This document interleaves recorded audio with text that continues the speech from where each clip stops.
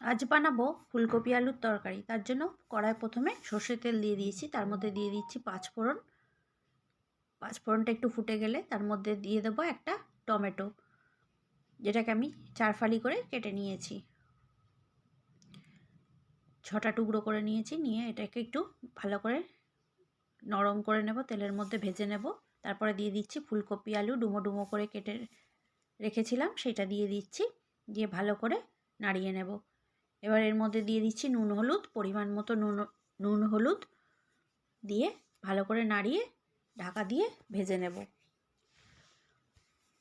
5 minute পরে ঢাকনাটা খুলে একটু ঢাকনা দিয়ে দেবো। 5 মিনিট পরে ঢাকনা খুলে একটু নেড়ে জল দিয়ে দেব।